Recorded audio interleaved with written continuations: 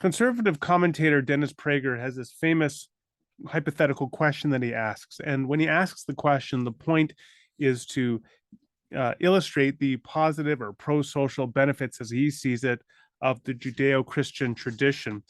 This is how he puts it in a 2007 article titled "You're in a Bad Neighborhood and 10 Men Approach You," where he's talking with Christopher Hitchens on the radio. So he says this. So he asks Christopher Hitchens, "You were in an American city with which you were not familiar with, alone late at night, and you couldn't find your car in a bad neighborhood, and you saw 10 men walking toward you. Would you or would you not be relieved to know that they had just attended a Bible class?" And Hitchens replies, "Not relieved." Now, Prager's point is, in his view, you really would be relieved if you had discovered that these individuals had just come from a Bible class. So is that, first of all, is that true? Is a good question, or is Hitchens correct? And the second question is that some unique feature of Christianity or the Judeo-Christian tradition? So let's talk about the first question. Is it really true that if you encountered 10 men in an alley or in a strange, dark, scary neighborhood late at night, and you discover that they just come from a Bible study, would you be more relieved? I'm inclined to agree with Hitchens here. Now, by not relieved, that doesn't necessarily mean that it would be a bad thing that they came from a Bible study. It would just mean that there's not enough information in that description, having come from a Bible study, to allay whatever concerns I had.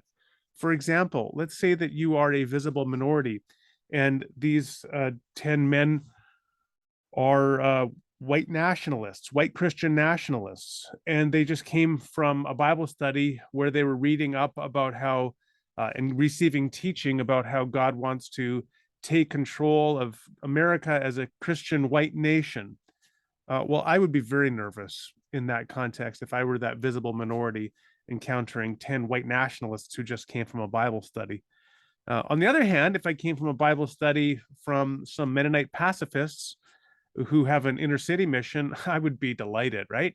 So it all depends on the kind of Bible study. Simply studying the Bible in and of itself doesn't tell you anything about the moral fabric or the moral character of the group or of your potential danger or lack thereof in meeting that group in a bad neighborhood. Now let's try another one. Let's say that instead of studying the Bible, this group had just come from a philosophers club that was studying, and a group of atheist philosophers studying the works of Bertrand Russell. Actually, I would be comforted knowing that they had just come from an atheist philosophers group studying the works of Bertrand Russell.